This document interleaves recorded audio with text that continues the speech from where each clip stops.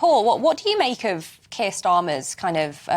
well, he's finally intervened in this because it feels like for the last few weeks he hasn't really been saying very much on the cost of living. Do you think he's being imaginative enough, or does Labour really need to give themselves a shake-up to come up with some proper solutions? Certainly need a big shake-up, but I think he's right on this particular issue. I think that, you know, it's a no-brainer for me that we have to call for a freeze. As I said earlier in the show, we're getting to a situation where people are going to be allocating 2 months' worth of their annual salary simply to pay in energy bills. That's the situation we're going to find ourselves in from October onwards. You couple that then with a recession, you couple that then with increasing inflation, and possibly to counter that, wrongly in my view, the central bank is likely to put interest rates up even further. What's that going to mean in terms of people's mortgage repayments and so on and so forth?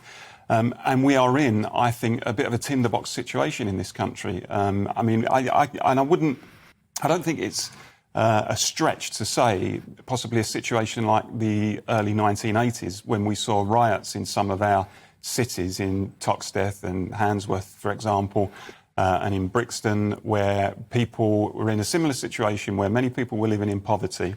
And we saw, you know, Thatcher came to power in '79. She implemented a particular economic policy which pushed unemployment through the roof. There was lots of despair.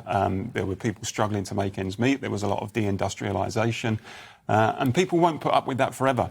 They will kick back against it. And I think we're in the danger zone in terms of that we may see something like that in the coming months. For me, Deanna, the simple thing is that we should take energy into public ownership.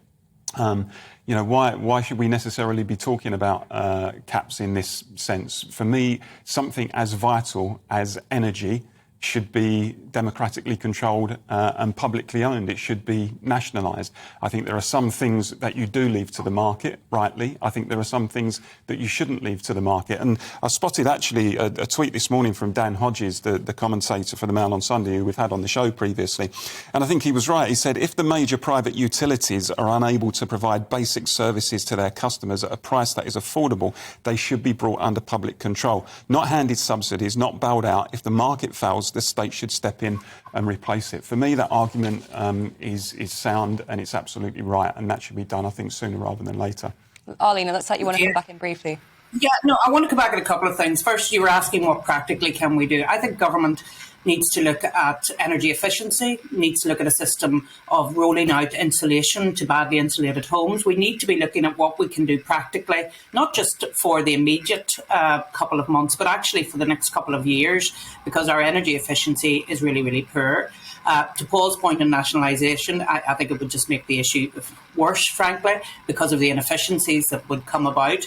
And we've seen the way in which, when politicians interfere with decisions that water companies want to make, for example, in having new reservoirs, you know who I'm talking about, Deanna, one of the Liberal Democrats MPs said that we couldn't have a new reservoir down in the southwest. And as a result, we have a drought. And we have a water shortage because they wouldn't look to the future. It said there was no need for a reservoir, even though they were told by the water company that that is what they needed. And I mean, this is what goes on.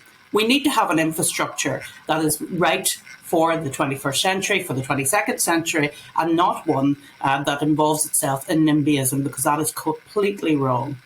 Mm-hmm.